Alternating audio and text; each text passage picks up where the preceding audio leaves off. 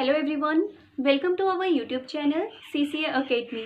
आज हम डिस्कस करेंगे structure of atom. Structure of atom में हम डिस्कस करने वाले हैं dual nature of light. So dual nature of light concept given by, this concept is given by Paul Dirac. Next हम बात करेंगे कि इस कंसेप्ट के अंदर है क्या। ठीक है, डुअल नेचर ऑफ लाइट बोला when light fall on earth it needed to pathways. बोला कि जब लाइट अर्थ पे फॉल होती है तो उसको फॉल होने के लिए 2 पाथवेज की ज़रूरत होती है। सो अब हम देखेंगे कि वो कौन कौन से पाथवेज हैं। ठीक है, द फर्स्ट वन इज, देखो यहाँ पे अर्थ है। ठीक है, अर्थ पे वेव फॉर्म फॉल हो रही है इन दी फॉर्म ऑफ वेव। ये बनाई है वेव। ठीक है, अगर अर्थ पे लाइट फॉल होती है वेव की फॉर्म में तो उसे हम बोलते हैं wave nature. So first is wave nature and the second one is if light fall on earth in the form of particles, this is called particle nature। ठीक है, तो ये वाला जो एग्जांपल है ये आ जाएगा पार्टिकल नेचर का। The second pathway is particle nature. बात करेंगे, देखो ये छोटे छोटे मैंने बनाए हैं पार्टिकल्स, छोटे छोटे पार्टिकल्स हैं, इसके फॉर्म में लाइट फॉल हो रही है अर्थ पे। ठीक है, तो अब इन पार्टिकल्स को बोलते क्या है और ये पार्टिकल्स हैं क्या चीज़। ठीक है, सो इसको, इस छोटे से पैकेट को बोलते हैं पार्टिकल। पार्टिकल को बोलते हैं packet form of energy. Means कि ये जो छोटे छोटे पार्टिकल्स हैं इनमें इनके अंदर स्टोर है एनर्जी, इनके अंदर एनर्जी स्टोर है। ठीक है, इसलिए बोला पैकेट फॉर्म ऑफ एनर्जी। और इसी पार्टिकल को बोलते हैं quanta. Quanta, quanta means small packet of energy.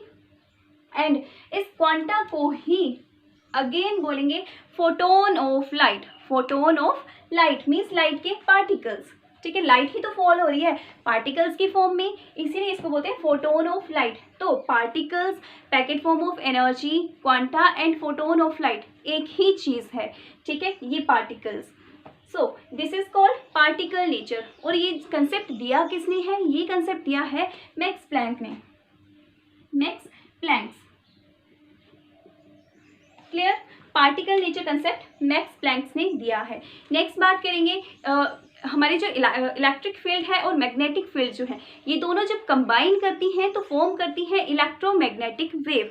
तो नेक्स्ट बात करेंगे हम इलेक्ट्रोमैग्नेटिक वेव्स की। तो इलेक्ट्रोमैग्नेटिक वेव कौन सी डायरेक्शन में प्रोपेगेट कर रही हैं और इसका कम्बिनेशन क्या है, इसके बारे में हम डिस्कस करेंगे। तो अभी मैंने बताया कि इलेक्ट्रोमैग्नेटिक वेव कौन सी होती है, जो कम्बिनेशन होता है इलेक्ट्रिक फील्ड का। ठीक है, electric field plus magnetic field, magnetic field का कम्बिनेशन होता है। तो यहाँ पे हम देखेंगे कि दो जो वेव्स हैं वो प्रोपेगेट कर रही हैं इन दी फॉरवर्ड डायरेक्शन। सो ये स्ट्रेट लाइन बता रही है कि direction of light, propagation of light.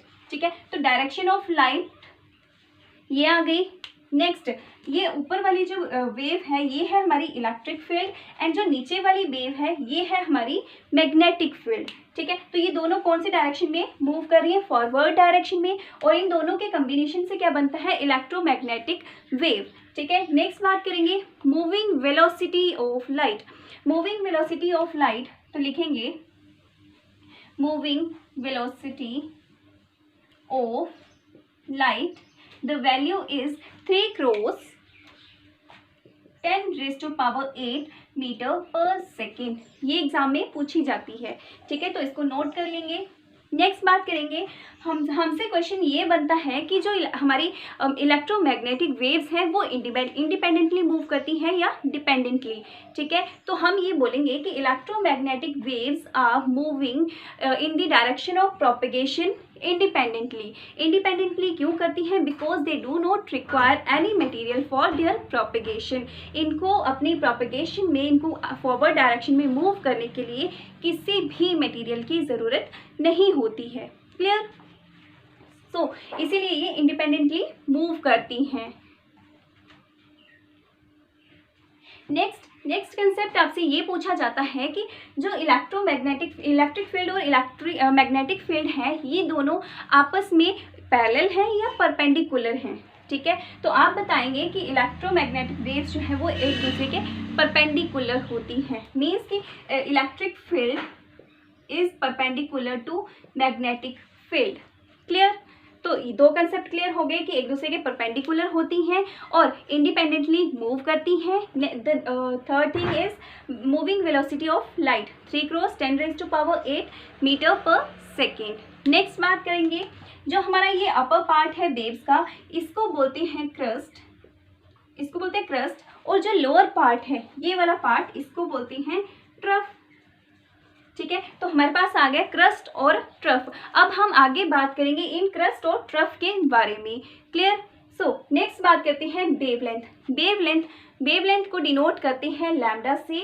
ठीक है, ये जो साइन मैंने लगाया है ये इसको बोलते हैं लैम्डा। और वेवलेंथ के यूनिट्स है metre and centimetre. Clear? So the next thing is what is इज वेवलेंथ। वेवलेंथ होती क्या है?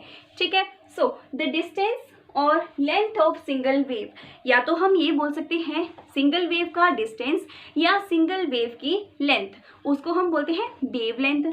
और अनदर डेफिनेशन इसकी ये भी बोल सकते हैं डिस्टेंस बिटवीन टू क्रस्ट और ट्रफ। अभी हमने बात की क्रस्ट और ट्रफ की कि क्रस्ट क्या होता है और ट्रफ क्या होता है। देखो यहाँ पे मैंने वेव बनाई है, ये अपर पार्ट है हमारा क्रस्ट और लोअर पार्ट है हमारा ट्रफ। दो वेव्स की बात की है, दो वेव्स के बीच की बात की है। ठीक है, तो ये आ गई हमारे पास two waves, first wave and second wave. इनके बीच की जो लेंथ है, जितनी भी लेंथ है उसको बोलते हैं वेव लेंथ, और उस वेव लेंथ को डिनोट करते हैं लैम्डा से। तो इसीलिए मैंने यहाँ पे साइन लगा दिया कि इतनी जो लेंथ है ये क्या है, वेव लेंथ। नेक्स्ट अगर यहाँ पे बात करें कि यहाँ से लेकर यहाँ तक, मतलब second wave to third wave के बीच में जो डिस्टेंस है इसको क्या बोलेंगे, वेव लेंथ, और डिनोट करेंगे लैम्डा से। ठीक है, नेक्स्ट बात की है ट्रफ, तो दो ट्रफ के बीच का डिस्टेंस भी क्या होगा, wavelength. Clear?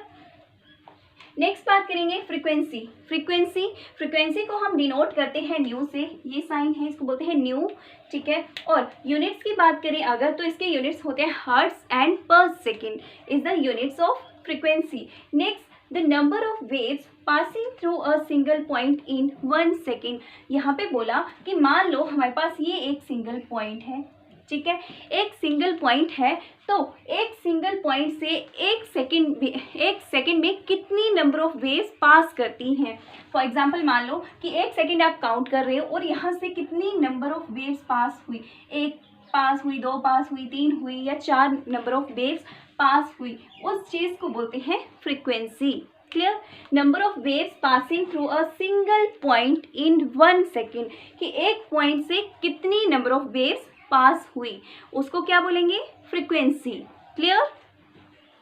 The next thing is velocity. Velocity को डिनोट करते हैं सी से। ठीक है, वेलोसिटी ये कंसेप्ट हम कब से पढ़ते आ रहे हैं, सबको पता होगा। ठीक है, distance travel by wave in 1 second, या ये बोल सकते हैं total distance travel by wave in 1 second, कि एक सेकेंड में एक वेव कितना टोटल डिस्टेंस ट्रेवल करती है, उसको बोलेंगे वेव वेलोसिटी।